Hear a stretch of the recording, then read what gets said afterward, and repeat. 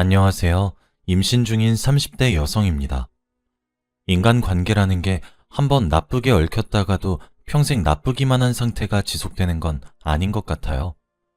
그래서 이런저런 재밌는 일들도 많이 일어나는 것 같고요. 오늘 제가 보낼 사연도 꼭 그런 이야기입니다. 처음 남편과 결혼했을 때 한쪽이 기우는 결혼을 하면 다들 좋을 거 없다고 제가 결혼하기 전에 다시 한번 숙고해보라고 뜯어 말렸는데 그때는 멋모르고 내 인생 내가 결정한다는 마음 하나로 남편과의 결혼을 결심했어요. 신혼 때만 해도 이런저런 갈등들 때문에 제일 행복했어야 할 신혼이 좋지 않은 추억으로 남아있지만 지금은 모든 난관들을 함께 극복하고 모든 오해를 푼 뒤 더없이 사이좋은 부부로 지내서 다행인 거죠. 뱃속 아이는 그 행복의 산물이나 다름없고요. 남편과는 고등학생 때 친구로 지내다가 자연스럽게 연인으로 발전해서 결국 결혼까지 꼴이 난 케이스인데요. 굳이 따지자면 서로가 첫사랑인 셈이죠. 어렸을 때부터 남편과 연애를 오래 해서 그런가 저희는 굳이 말하지 않아도 서로와 결혼할 거라는 확신이 있었어요. 그래서 둘 다 직장 구하고 모은 돈이 어느 정도 생기자마자 결혼에 대해 상의했고 각자 부모님을 찾아뵈었죠. 남편의 아버지는 남편 대학 졸업하고 얼마 안 있어 급작스럽게 돌아가셨어요. 남편은 그것 때문에 한동안 절 만나려고 하지도 않을 정도로 인생에서 침울한 시기를 보냈죠. 당시에 남편 부모님이 워낙 보수적이고 가부장적이셔서 남편 부탁으로 성인이 된 후에도 줄곧 남편 부모님께 교제 사실을 알리지 않고 비밀 연애를 하고 있었거든요. 그래서 남편 아버지가 돌아가셨는데도 장례식에 참석하지 못하고 남편이 힘들어할 때 큰 위로가 되어주지 못해 많이 미안했어요. 남편은 이사하러 가기 전에 제게 자기 엄마가 아버지 돌아가시고부터 충격이 크셨는지 성격이 좀 모나 계시니까 좀 이해해달라고 양해를 구했어요. 저는 상심이 크셔서 그랬겠구나 충분히 이해한다면서 걱정 말라고 남편을 안심시키고 어머니를 뵈었습니다. 사실 저는 원래 성격도 싹싹하고 부침성도 좋고 웃는 인상이라 주위 어르신들이 저를 참 많이 아껴주시고 좋아해 주세요. 오죽하면 저 태어나기 전까지 저희 엄마께 아들 아들 노래를 부르시던 할머니도 지금은 손주들 중에 단연 저를 제일 좋아하시거든요. 그래서였는지 남편의 어머니를 뵐 때도 저는 설명할 수 없는 묘한 자신감에 빠져 있었습니다. 지금까지 그래왔던 것처럼 남편의 어머니도 저를 좋아하시게 될 거라고 꼭 그렇게 만들 거라고 다짐했죠. 하지만 제 그런 다짐은 시어머님의 이유 없는 악의 앞에 맥을 못 추리더라고요. 시어머님이 저를 보고 가장 처음 한 말이 뭐였는 줄 아세요? 얘는 사람 기분 나쁘게 왜 자꾸 실실 웃어? 어디 모자란 거야? 제가 무슨 넋 빠진 사람처럼 푼수같이 웃은 것도 아니고 좋은 인상을 심어드리려고 계속 미소 짓고 있었던 건데 시어머니는 처음부터 그렇게 말씀하시더라고요. 저를 향해 대놓고 드러내는 한 번도 느껴본 적 없었던 시어머니의 적대감 때문에 저는 당황해서 할 말을 잃고 눈만 깜빡거릴 수밖에 없었습니다. 그때부터 시어머니와 제 악연은 시작된 것 같아요. 죄는 미워해도 사람은 미워하지 말라는 말 아세요? 저희 시어머니는 이 말을 좀 바꿔서 사람은 미워해도 돈은 미워하지 말라는 말에 어울리는 분이셨어요. 이유는 설명도 안 해주시고 제가 마음에 안 든다고 첫인상부터 별로였다고. 저와 남편의 결혼을 반대하던 시어머니는 저희 친정이 번화가에 상가 건물 몇 채를 소유하고 있다는 사실을 알고는 머릿속에서 계산기 몇 번 두드린 후에 언제 그랬냐는 듯 저희 결혼을 허락해 주셨어요. 결혼 과정에서 저랑 남편은 사치라고 생각되는 건 최대한 줄이고 소소하게 식을 올린 뒤에 가구나 신혼여행에 집중하자 이렇게 계획했습니다. 집은 제가 마침 21평짜리 아파트에 혼자 자취하고 있었기 때문에 남편이 몸만 들어오는 걸로 상의했고요. 집을 제가 제공하는 결혼이다 보니 예단 예물 안 하려는 요즘 추세에 맞게 저희도 그냥 하지 않는 쪽으로 의견이 모아지고 있었죠. 그런데 시어머니가 갑자기 끼어드셔서는 예단 예물 해오는 거 보면 집안 수준 빤히 드러나지 않겠냐고 저더러 기대하겠다고 하시는 거예요. 거기에 대고 예비 신랑이랑은 안 하기로 했다 말하는 순간 시어머니 분기탱천하시면서 결혼 다 엎을 것 뻔하고 저희 집안 사정 다 아는 마당에 남들 하는 만큼만 예단 예물 해간다 해도 가진 게 얼만데 고작 이거냐고 속 좁다 소리 하실 게 뻔했어요. 결국 예단 예물을 억대로 해갔습니다. 시어머님은 예의도 잊은 채 대놓고 좋아 죽으려고 하시더라고요. 철없이 부모님 지원만 더 끌어쓴 셈이라 저희 부모님께 죄송한 마음도 컸지만 괜히 초반에 심기 건드려서 결혼 생활 내내 고통받는 것보다 지금 돈 좀 더 쓰고 편하게 살면 되겠지 생각했습니다. 그리고 부모님도 남편 돌아가시고 홀로 사시는 시어머니께 은근히 연민을 느끼시는 것 같았어요. 그 나이에 아들까지 장가 보내고 나면 무슨 낙으로 살겠냐고 하시면서요. 저희는 결혼 후 유럽으로 신혼여행을 다녀왔어요. 그리고 달콤한 신혼을 며칠 만끽하지도 못하고 또 일이 터졌습니다. 시어머니가 갑자기 전화 오셔서는 대뜸 가슴이 너무 답답하고 숨을 못 쉬겠다고 아무래도 죽을 때가 다 된 것 같다면서 저랑 남편을 호출하시는 거예요. 당연히 외동아들인 남편은 불이 나게 달려가서 시어머니 모시고 병원에 갔죠. 그런데 진단 결과는 이상이 없대요. 혹시 몰라 온갖 정밀 검사까지 다 해보았지만 검사 결과에는 전부 이상 없다고 나왔습니다. 시어머님이 좀 풍채가 있으신 편인데 의사로부터 건강을 위해서 살을 좀 빼셔야 한다는 얘기만 들었죠. 호흡을 힘들어 하시는 것도 비만이라서 그런 걸 수 있다면서요. 의사분 말씀 듣고 웃음 터지는 거 속으로 참느라 혼났습니다. 그런데도 시어머님은 분명히 나 어디 아픈 거라면서 떼를 쓰셨어요. 결국 그래도 자기 엄마라고 그냥 두고 볼 수 없었던 남편이 며칠간 시어머니를 집에서 모시면서 저희가 신경 써드리자 했었죠. 시어머님이 저희 집에 며칠 신세진다 생각하니 썩 반갑진 않았지만 그래도 길어봤자 일주일이라 생각하고 참았습니다. 그동안 시어머니는 아픈 척 하시며 제게 온갖 잔소리를 다 하셨습니다. 일반적으로 노인분들이 아침잠이 없으신 편이잖아요. 시어머니는 아직 해도 안 뜬 새벽 4시에 깨서는 제게 아침상 차려오라고 시키는 건 기본이었어요. 시어머님은 자기는 눈 뜨자마자 밥을 먹어야 힘이 난다면서 예외 없이 저를 깨워서 꼭 아침상을 차리게 시켰어요. 그러면서 국이 짜다 싱겁다, 밥이 왜 이렇게 지르냐 퍽퍽하냐, 아직 밥 지을 때 물높이도 못 맞추는 거냐, 자기 아들을 맘 편히 맡길 수가 없다면서 온갖 트집을 잡으셨죠. 하루는 안방에 함부로 들어가셔서 제 옷장을 벌컥벌컥 열고는 사이즈도 안 맞아서 입지도 못할 제 옷을 자기 몸에 가져다 대면서 애미야, 이거 나한테 더 잘 어울리는 것 같지 않니? 색도 화사한 게 나한테 딱이네, 딱이야 하면서 백화점에서 산 좀 가격대 있다 싶은 옷들은 전부 자기 달라고 은근하게 조르는 거예요. 그러면 저는 시어머니 황소고집에 못 이겨 알겠다고 하고 계속 비위를 맞춰드리는 수밖에 없었습니다. 그것도 모자라서 시어머니는 제 외출까지도 자기 멋대로 하려고 하셨어요. 제가 결혼 전에는 디자인 회사에서 일하다가 회사 근무 환경이 마음에 안 들어서 결혼 직전에 퇴사하고 프리랜서로 전향했거든요. 그래서 잘 모르는 사람이 보기엔 집에서 노는 것처럼 느껴져도 집에서 계속 외주받고 마감기한 지켜서 결과물 보내느라 어떨 땐 밤새는 날도 많아요. 그날도 그 전날 마감 끝나고 생긴 휴일이라 오랜만에 친구들 얼굴도 한번 보고 친정에도 들렀다가 와야겠다 생각했어요. 시어머니가 외출복으로 갈아입고 화장대에 앉아서 외출 준비하는 제 모습을 보시더니 어디 나가는 거냐? 하고 물으시는 거예요. 네, 어머님. 오랜만에 친구도 좀 만나고 친정에도 잠깐 다녀오려고요. 괜찮죠? 하고 물으니 시어머니는 뭔가 마음에 안 든다는 오투로 알겠다 짧게 대답하시고는 자기 방으로 다시 쏙 들어가셨어요. 그리고 저는 집을 나가서 친구들 만나 맛있는 것도 먹고 오랜만에 이야기꽃을 피우면서 즐겁게 시간을 보냈죠. 슬슬 친정에 갈 시간이 되어 친구들과 헤어지려는데 남편으로부터 전화가 왔더군요. 한창 회사에서 일할 시간에 무슨 일인가 싶어 전화를 받았더니 남편이 다짜고짜 화를 내면서 저보고 어디냐고 묻는 거예요. 그래서 지금 친구들이랑 만나서 카페에서 차 마시고 있다 하니 남편 목소리가 더욱 단호해지면서 당장 병원으로 오라고 어머니 쓰러지셨다고 하는 겁니다.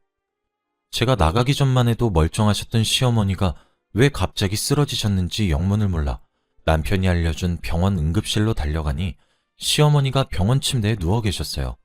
남편은 그 옆을 지키고 있었고요. 황급히 달려오는 제 모습을 보고는 남편이 화를 참는 듯한 목소리로 말했습니다. 당신, 우리 어머니 건강 안 좋아서 내가 신경 좀 써달라 했잖아. 근데 어떻게 이럴 수가 있어? 당신 밖에서 노는 동안 어머니 혼자 쓰러져 죽을 뻔했어.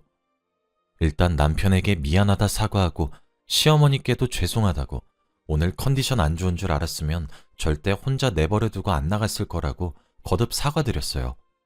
그랬더니 시어머니는 듣기 싫다는 듯 에휴 하고 눈 감은 뒤 반대쪽으로 고개를 획 돌리시는 겁니다. 남편은 얼마 안 있어 다시 회사로 복귀하고 저는 시어머니 곁을 지키는데 시어머니가 비아냥거리는 말투로 제게 말하더군요. 그러게 아픈 시애미 두고 밖에 나가시더냐? 아픈 시애미보다는 지 부모, 지 친구들 보러 가는 게 더 소중하다 이거지. 제가 거기에 대고 해명하려고 입을 대니까 듣기 싫다라고 소리치시곤 이불을 끝까지 덮어 쓰시더군요. 때마침 의사분이 보호자를 찾아서 제가 다가가니 의사분은 혹시 몰라 CT 검사도 해봤지만 쓰러지면서 가벼운 뇌진탕만 있었다고 따로 신경 쓸 부분은 없고 아무래도 이렇다 할 병이 있다기보다는 나이 들면서 노쇠하는 자연스러운 현상 같다고 말씀하셨죠. 솔직히 의사 소견까지 자꾸 시어머니께 이상 없는 걸로 나오니까 시어머님이 어쩌면 아픈 척을 하고 계신 건 아닐까 의심이 안 되려야 안 될 수가 없더군요. 그도 그럴 것이 시어머님은 남편 앞에서는 매번 입맛 없다, 힘이 없다, 연약한 척 하시다가도 남편 회사 출근하고 나면 입맛 없다 할 땐 언제고 밥을 두세 그릇씩 싹싹 비우시거든요. 제가 차린 밥상 간 안 맞아서 먹기 싫다 하시면서 밥 때는 꼭 안 놓치려고 하시죠. 그것도 모자라서 식후에 꼭 디저트까지 찾으세요. 게다가 하루는 새벽에 밤새면서 외주일하다가 화장실 가러 잠시 밖에 나왔는데 화장실 옆에 있는 시어머니 계신 방문 틈 사이에서 이상한 노랫소리가 작게 들려오는 거예요. 뭔가 싶어 숨죽이고 살펴보니 시어머니가 전에 저한테 뺏어가신 옷들 하나씩 힘겹게 짚어 올리고 콧노래 부르면서 아주 패션쇼를 하고 계신 거예요. 조금 있다가는 제가 지켜보고 있는 것도 모르고 뭐가 그렇게 신나시는지 살사까지 추시더군요. 남편이랑 저 있을 땐 힘 없다면서 매일같이 침상에 누워만 계시던 분이요. 이러니 제가 시어머님을 의심 안 할래야 안 할 수가 있겠어요? 분명히 혼자 사는 것보다는 며느리가 때 되면 밥 차려주고 청소도 해주고 온갖 귀찮은 일은 다 해주니 편하게 살고 싶어 아픈 척 하시려는 거겠죠. 어머니를 다시 집으로 모시고 퇴근한 남편에게 제가 목격한 시어머니의 멀쩡한 모습들을 그대로 전하기는 좀 그래서 의사 소견을 전하면서 은근슬쩍 떠보니까 그럴 리가 없다면서 그럼 제 말은 지금 자기 엄마가 거짓말하고 있다는 거냐. 아까도 그렇고 자꾸 왜 이러냐면서 저한테 정말 실망할 것 같다고 말하더군요. 제가 아니 내가 하려는 말은 시어머니가 거짓말하고 있다는 게 아니잖아. 그냥 계속 검사를 해도 시어머니가 큰 병이 있다는 증거는 안 나오니까 하고 말하니 남편이 도중에 그거나 나한텐 다 같은 소리로 들려 이렇게 끼어들면서 성을 내더군요. 그날 대화는 그렇게 끝났어요. 게다가 남편은 제게 상의 없이 몸도 성치 않으신 시어머니 혼자 살게 하기엔 자기가 걱정된다면서 저 몰래 시어머니 혼자 사시던 집을 처분하고 저희 신혼집에 시어머니를 눌러앉게 한 거예요. 물론 시어머니도 중간중간 이대로 자기 혼자 어떻게 살겠냐며 혼자 살다 쓰러지면 누가 알아주겠냐고 그대로 황천 가는 거 아니겠냐고 자주 한탄하시면서 남편 마음을 흔들어 놨죠. 남편은 완전히 자기 엄마 편이었어요. 다른 건 다 참을 수 있어도 저 몰래 합가시킨 건 저도 가만두고 볼 수가 없어 남편에게 이 집 따지자면 당신 집 아니고 100% 내 집인데 어떻게 나한테 상의도 없이 그럴 수 있어? 하고 따졌습니다. 그랬더니 남편은 지금 그게 문제야? 이러다 엄마 쓸쓸하게 돌아가시면 나 스스로를 용서 못할 것 같아서 그래. 당신 그것도 못 참아? 어떻게 사람이 피도 눈물도 없어? 하고 맞받아치면서 저희의 대화는 어느새 싸움이 되었죠. 목소리가 커지니 자기 방 안에 가만히 있던 시어머니도 이건 아니다 싶었는지 밖으로 나와서는 저를 꾸짖으셨어요. 어디 여자가 하늘 같은 남편한테 대들어? 돈 좀 있다고 우리 아들 기죽이려는 거야? 하시면서 역정을 내시며 제게 성큼성큼 다가오시는데 순간 억 하시고 뒷목을 부여잡으시면서 어머니가 쓰러지시는 거예요. 이번에도 혹시 시어머니 각본, 시어머니 감독, 시어머니 주연의 꾀병 연극인가 싶어 가만히 상황을 살피고 있으니 전이랑은 뭔가 촉이 달랐어요. 황급히 구급차를 부르고 대학병원에 가서 남편과 함께 의사를 기다렸습니다.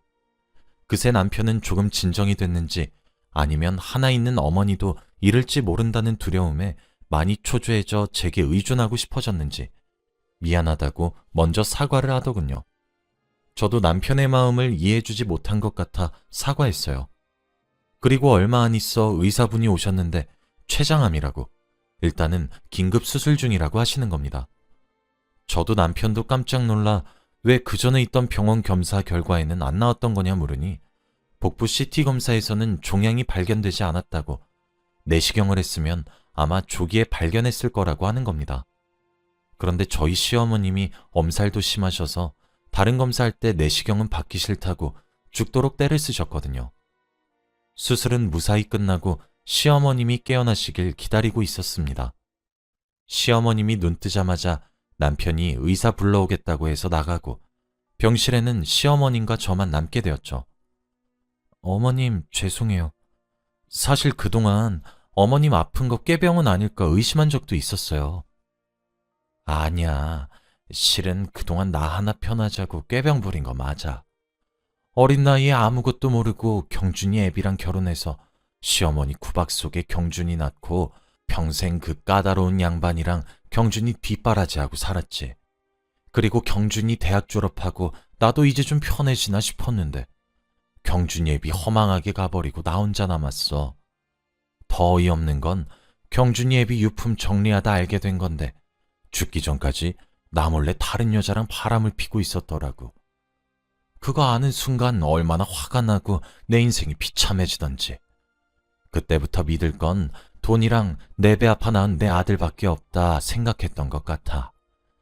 근데 아들놈이 갑자기 결혼하겠다면서 너를 데려왔는데 네가 갑자기 너무 미워 보이는 거야. 내 아들 뺏으러 온 것 같고 나는 젊었을 때 없었던 돈 너는 많이 가지고 있고 자신감 있어 보이는 모습에 질투났지. 그래서 일부러 아픈 척하고 너 골탕 먹이려고 했던 거 맞아. 나도 똑같이 시집살이 고되게 했으면서 똑같이 돌려주려 했던 못된 심보였지. 근데 그게 천벌로 돌아왔는지 내가 진짜 죽을 병에 걸렸다 하네. 죽을 때가 되니까 사과해야겠다는 생각이 번뜩 들더구나. 새아가 미안하게 됐다. 노인네 마지막 사과라 생각하고 그동안 있었던 일 서운하게 생각하지 말아다오. 부탁한다. 시어머님이 자기 죄를 뉘우치며 담담하게 자기 인생을 읊어내시는 모습을 보니 어느새 저도 그동안의 서름은 풀어지고 코끝이 찡해지더라고요. 눈물 맺힌 눈으로 어머님 손을 잡으면서 아니에요. 서운한 거 하나도 없어요. 어머님, 어서 기운 차리세요. 하고 기운을 북돋아 주었습니다. 어머님도 어느새 눈물 흘리시면서 고맙다, 미안하다 이 말만 반복하시더군요. 이렇게 저희 고부 갈등은 다소 황당하게 그리고 감동적으로 끝나게 되었어요. 다행히 시어머님은 죽음의 고비를 넘긴 후 기운을 점차 차리셨고 연세는 있으셨지만 항암 치료를 열심히 받으시면서 회복세를 보이고 있어요. 의사분도 췌장암이 완치되기 어려운데 시어머님이 정말 잘 이겨내고 계시다고 말씀하셨죠. 이런 상황 속에 자연스럽게 남편도 저도 서로에게 의지하게 되면서 부부 사이도 다시 예전의 모습을 되찾았어요. 저는 시어머님 간병하면서 친딸처럼 말동무해드리고 가끔 병원 정원에 함께 산책도 나가고 하며 잘 지내고 있습니다. 그러다 제게도 축복이 찾아와 주었어요. 뱃속에 아들이 찾아와 준 거였죠. 시어머님은 뱃속 아이 성별 아시고는 꼭 저 같은 딸도 하나 낳으라면서 나중에 자기랑 저랑 손녀랑 함께 여행 한번 다녀오고 싶다고 자기 그때까지 꼭 건강히 살아있을 거라고 하세요. 많이 달라진 시어머님 모습을 보니 좋은 의미에서 영원한 건 없다고 생각해요. 평생 스트레스 받을 줄만 알았던 시어머님과 제 관계가 이렇게 좋아질 거라고 감히 누가 상상이나 했겠어요? 이렇게 잘 풀린 데에는 시어머님도 본인의 잘못을 사과하는 법을 깨우쳤고, 저도 용서할 줄 아는 마음을 가졌기 때문에 가능했던 거라고 생각해요. 여러분도 이런 관계가 있다면 선뜻 사과나 용서를 해보시는 건 어떨까요? 저는 그 덕에 더없이 평온한 나날들을 보낼 수 있게 되었거든요. 제 사연 들어주셔서 감사합니다.